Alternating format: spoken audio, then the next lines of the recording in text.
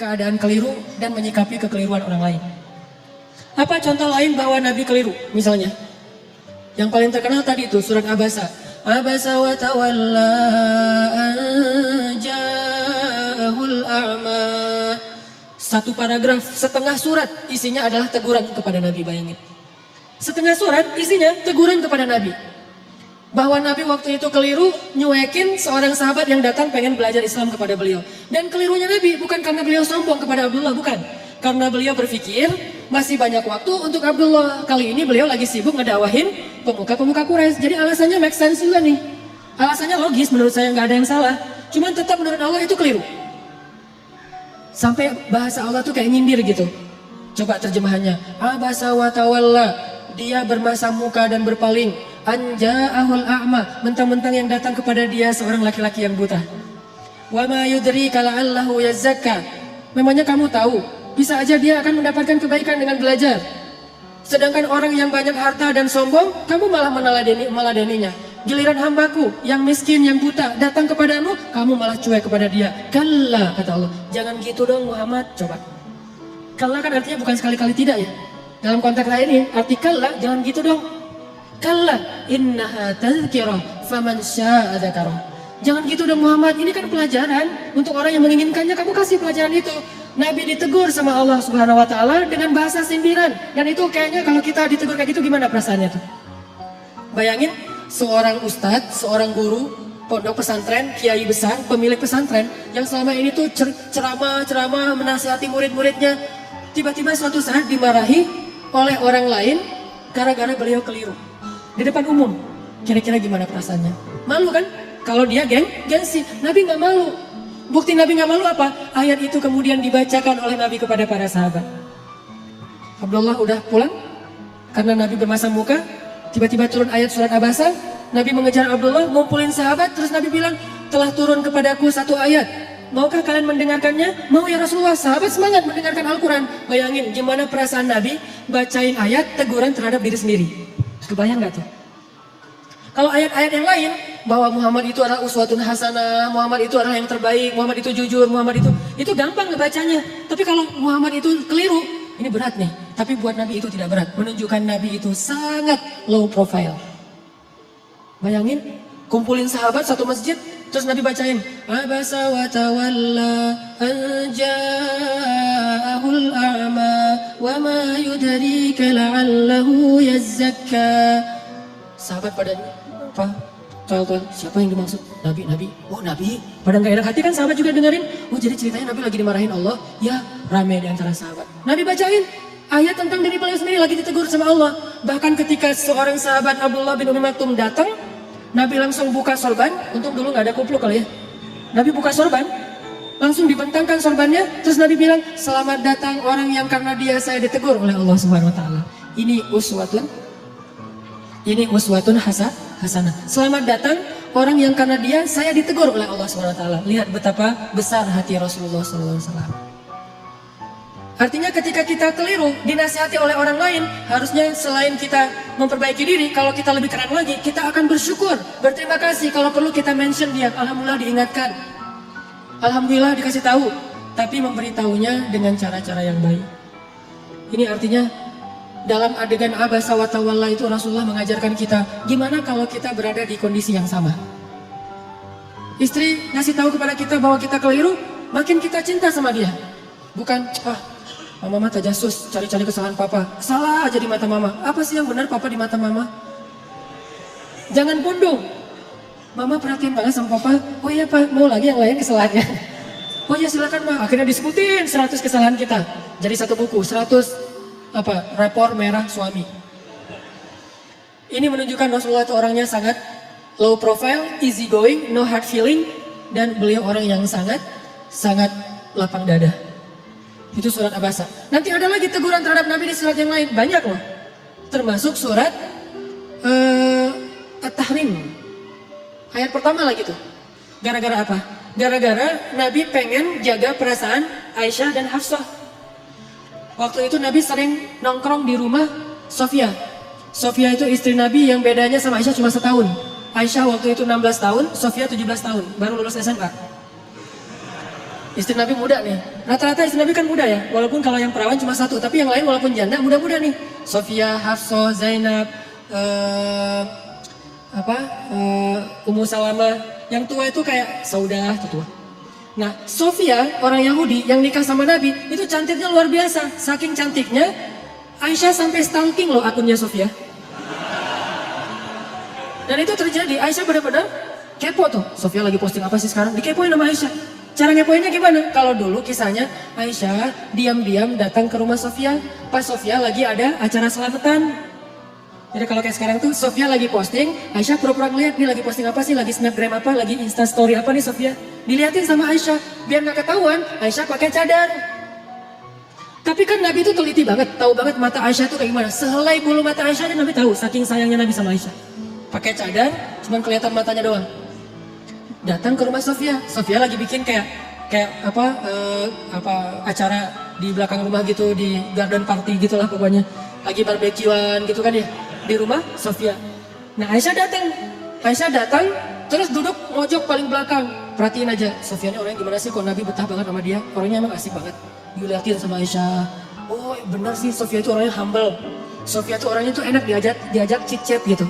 Sofia itu orangnya tuh nggak ada matinya, terus aja ada tema. Makanya Nabi itu betah banget di sini. Ditambah lagi, Sofia itu kolektor madu. Dia tuh banyak koleksi madu-madu keren, madu-madu yang dari berbagai macam penjuru bumi gitu. Dikoleksi sama dia. Ini madu dari Yaman, ini madu dari Majalengka, ini madu dari mana gitu kan nih. Dikoleksi sama Sofia.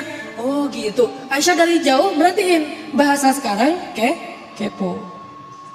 Dikepoin akunnya Sofia. Oh Sofia tuh posting madu. Oh Sofia tuh bisa bikin cake. Oh Sofia tuh orangnya asik. Oh Sofia tuh seru. Oh Sofia apa. Nah lagi ngepoin Sofia, Nabi dari jauh ngelihat ada cewek kok sendiri banget di belakang mojok. Nabi liatin, ternyata Aisyah. Nabi sadar, oh ada Aisyah. Pas Nabi ngelihat ke arah Aisyah, Aisyah tahu. Nabi ngelihat, Aisyah langsung pergi. Pulang, dikejar sama Nabi. Terus slow motion gitu. Dikejar sama Nabi. Aisyah pulang, langsung pulang sendiri gitu. Nabi kejar, Aisyah, dipanggil sama Nabi. Aisyah kaget, hah? Nabi kejar saya. Kan itu penting banget ya buat cewek ya. Merasa didahulukan, merasa diprioritaskan, merasakan. Cewek banget lah pokoknya. Jadi kalian harus ngerti tuh beberapa trik. Jangan cuma bisa ollie dan kickflip gitu, tapi bisa nge-trick juga buat pasangan. Biar keren. Aisyah pulang, Aisyah kata Nabi dari jauh. Jadi agak-agak kayak drakor-drakor gitu lah. Aisyah langsung naik ke belakang. Terus Nabi langsung nyamperin, yuk jalan bareng aku. Dipegang tangan sama Nabi, jalan berdua. Jangan dibayangin, susah. Pokoknya dengerin aja, membayangkannya nanti-nanti aja kalau udah halal. Pegangan tangan, jalan berdua. Pegangan tangan itu nggak kaku gini ya.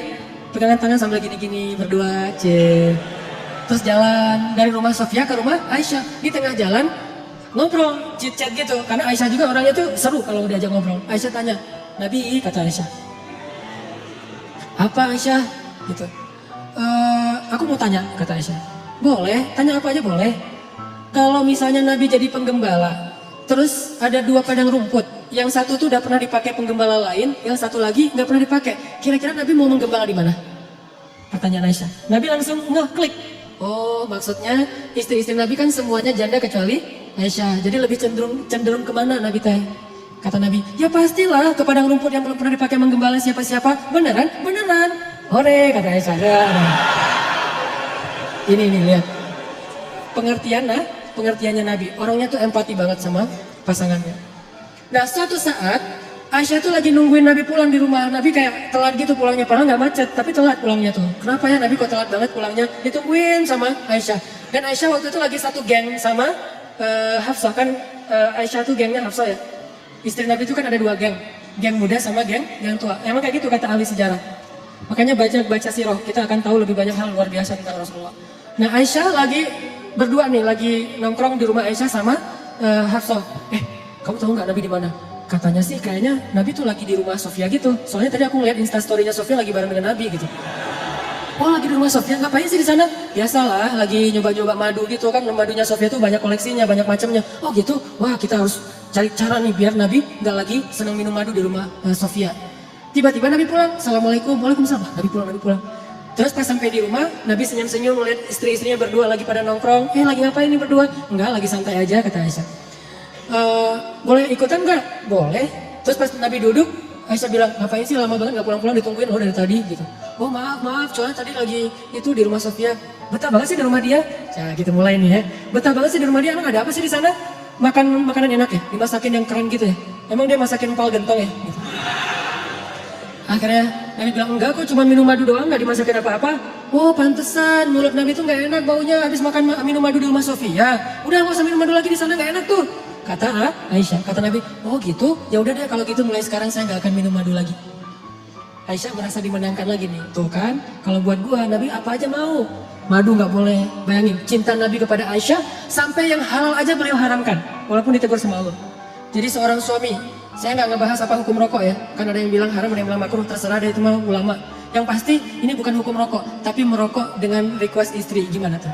Suaminya tuh perokok banget, terus kata istri, jangan merokok di depan aku dong, aku nggak tahan nih asapnya. Oh, mulai sekarang papa nggak akan merokok lagi. Itu kan, jadi saya tuh lebih suka ngambil angle-nya tuh lebih ke perasaan, etika atau akhlak, bukan hukum. Kalau hukum mungkin bisa haram, bisa makruh, itu tergantung mazhab. Tapi kalau etika, kadang karena permintaan istri, jadi nggak jadi ngerokok. Nggak usah ngerokok, yang halal aja nggak jadi tuh. Nabi kan minum madu halal kan, bukan cuma halal, baik lah gitu. Sampai Nabi mengatakan, oh ya udah deh kalau gitu saya nggak akan minum madu lagi. Aisyah senyum-senyum mengarah ke Hafsah. Lihat, Nabi nggak minum madu lagi. Alhamdulillah, udah Aisyah cair, ngobrol ketawa-ketawa, Hafsah pulang. Begitu Hafsah pulang, besoknya turun ayat, ya ayyuhan nabi, lima tuharrimu ma halallahu lak. Wahai Nabi, kenapa engkau mengharamkan apa yang Allah halalkan bagimu, yaitu madu? Hanya gara-gara pengen nyenangin hati istri-istrimu? Ditegur oleh Allah Subhanahu wa taala. Bayangin, Nabi keliru. Gara-gara pengen nyenangin hati Aisyah, beliau mengharamkan apa yang Allah halalkan. Ditegur oleh ayat itu, akhirnya Nabi datang kepada Hafsah, ngejapri. Hafsah, ternyata Allah nggak rela madu itu diharamkan. Saya baru dapat ayat nih, surat At-Tahrim ayat 1, surat 66. Sekarang mulai, ternyata madu itu nggak boleh diharamkan. Tapi jangan bilang-bilang ke Aisyah ya. Kata Hafsah, oh gitu. Kata Nabi, jangan bilang-bilang ke Aisyah. Kenapa? Karena kalau Aisyah tahu, Aisyah terngambek. Kata Nabi ke Hafsah, jangan bilang-bilang ke Aisyah. Ternyata apa? Hafsah malah mengcapture japrian Nabi, di forward ke Aisyah. Aisyah dapat message dari Hafsah, langsung dibuka gitu kan. Pas dibaca ternyata capturean Nabi nggak jadi mengharamkan madu. Marahlah Aisyah. Aisyah marah, akhirnya Aisyah kalau posting nggak mau lagi pakai hashtag demi Tuhannya Muhammad. Karena biasanya Aisyah tuh kalau posting ada 2 hashtag. Kalau Aisyah lagi normal, dia pakai hashtag warabbi Muhammad, demi Tuhan Muhammad. Itu hashtagnya. Kalau Aisyah lagi bete nih, hashtagnya berubah, demi Tuhan Ibrahim. Beda hashtagnya. Jadi kalau hashtagnya demi Tuhan Muhammad, ini postingan lagi kangen sama Nabi. Kalau hashtagnya demi Tuhan Ibrahim, ini lagi bete sama Nabi nih. Waktu itu Aisyah posting. Entah posting apa gitu, hashtagnya demi Tuhan Ibrahim. Nabi baca, wah Aisyah lagi marah nih, ada apa? Nabi datang, sebelum Nabi ketemu Aisyah, Allah langsung DM Nabi.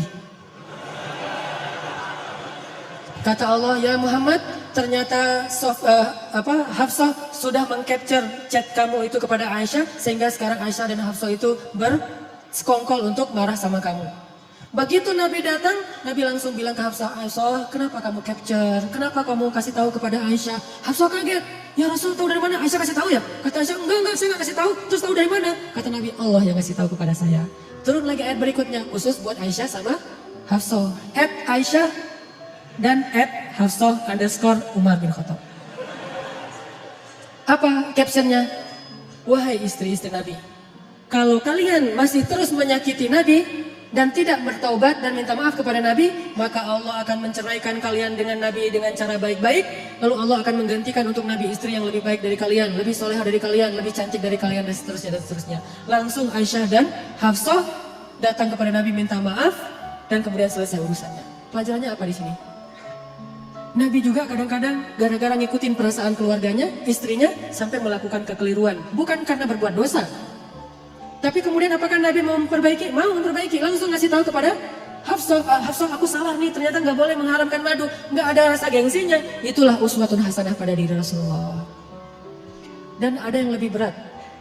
Teguran Allah kepada Nabi dalam kasus tawanan perang di surat Al-Anfal.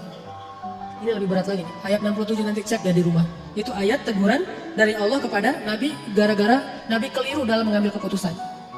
Habis selesai perang Badar, ada tawanan. Termasuk salah satu tawanan waktu itu Suhel. Suhel itu kayak medsosnya sahabat. Dia tuh selebgram. Ditawan, terus kan Nabi ini perang pertama nih dalam Islam. Belum tahu ini mau diapain nih, tawanan-tawanan perang. Akhirnya Nabi pun bikin FGD gitu.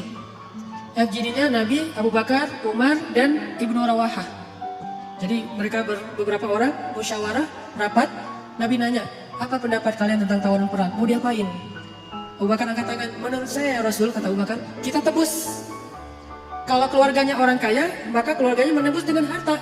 Kalau keluarganya orang miskin, maka ditebus dengan seorang laki-laki yang bisa baca tulis dan mengajarkan putra-putri kita baca tulis di Madinah. Ini kan produktif ya, ide yang bagus nih. Oh gitu. Umar bilang, saya nggak setuju. Terus apa pendapat kamu? Ya Rasulullah, mereka itu musuh-musuh Allah.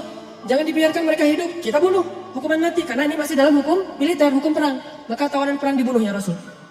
Tidak ada kesempatan buat musuh-musuh Allah hari ini ya Rasulullah. Nabi senyum-senyum. Terus Ibnu Rawahah, menurut saya ya Rasulullah, apa Ibnu Rawahah? Kita gali parit, kita masukin mereka ke dalamnya, lalu kita bakar mereka hidup-hidup. Tapi jangan menjudge Ibnu Rawahah ya, karena Ibnu Rawahah ini punya cerita panjang di Mekah kayak gimana. Gimana dia tuh luar biasa disakiti, jadi wajar kalau orang emosional.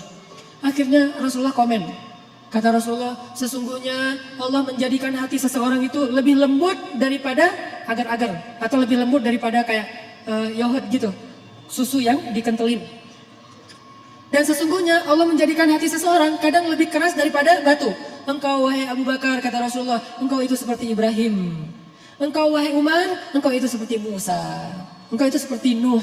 Sedangkan Abu Bakar, engkau seperti Ibrahim, seperti Isa. Dua nabi masing-masing dimisalkan untuk mereka. Ini artinya Nabi itu menghargai pendapat orang. Engkau wahai Abu Bakar, seperti Ibrahim dan seperti Isa. Gimana Ibrahim dan Isa? Memaafkan. Ketika ayahnya pengen mengusir Ibrahim, apa kata Ibrahim?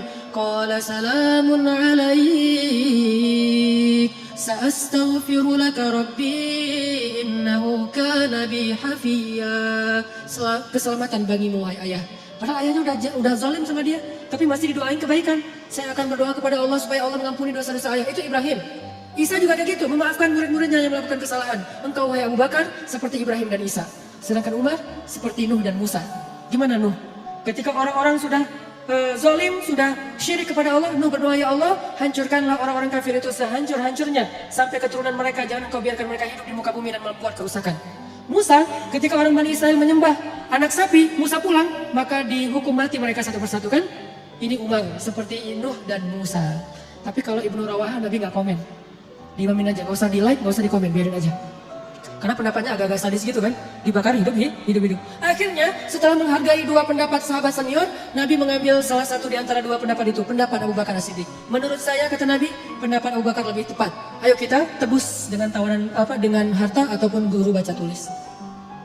Setelah selesai penebusan, turun ayat 67, kata Allah, tidaklah pantas seorang Nabi memiliki tawanan lalu menukarnya dengan harta duniawi. Kalau kamu menginginkan harta, aku berikan harta yang lebih dari itu, wahai Muhammad. Allah marah kepada Nabi. Ayat 67.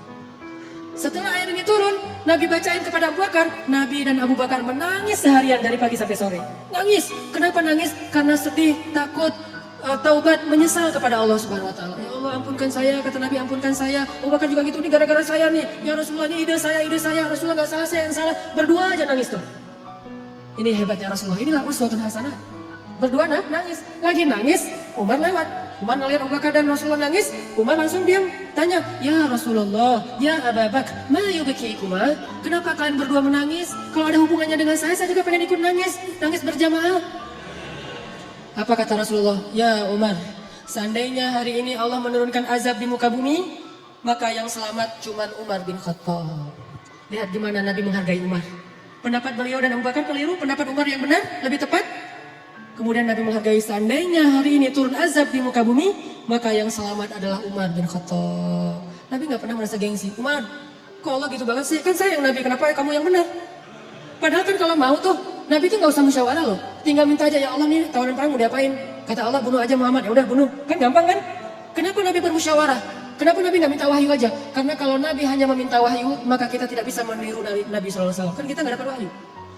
Maka kita meniru Nabi dalam konteks ini adalah menyelesaikan masalah dengan cara musyawarah. untuk mencari mufakat. Kalau keliru dalam musyawarah, jangan gengsi untuk mengakui. Yang benar, jangan merasa besar kepala. Umar coba, pas Nabi keliru ngomong kayak gitu, Umar nggak bilang, tuh kan, saya bilang juga apa, Nabi sih nggak mau dengar kata-kata saya, dengar Abu Bakar aja terus mentang-mentang soulmate. Nggak, Umar tuh gak besar kepala. Terus besok kalau ada pendapat lagi, ini pasti salah lagi nih, harus dengerin saya. Enggak, Umar nggak pernah nyalah-nyalahin Nabi. Dan ini juga uswatun hasanah. Jadi kalau kita dalam satu organisasi, suami istri, dimanapun, kadang-kadang kita udah musyawarah terus ngambil keputusan keliru, maka yang tadi benar nggak usah nandain. Tuh besok dengerin ya kalau saya ngomongin, enggak, besok musyawarah lagi. Bisa diambil, bisa ditinggalkan pendapat kita. Semua ini adalah uswatun hasanah. Mudah-mudahan teman-teman di sini kita belajar banyak hal. Belajar lapang dada, belajar low profile, belajar tawadu, belajar nggak gengsi, belajar biasa aja, nggak usah merasa besar kepala kalau kita pas lagi benar, lagi tepat. Belajar berdamai dengan pendapat yang berbeda, belajar untuk memperbaiki kesalahan walaupun yang memberitahunya itu seorang budak dari Habasyah, belajar berperilaku lebih elegan. Karena semua kita adalah manusia, maka semua kita punya peluang yang sama dalam melakukan kekeliruan.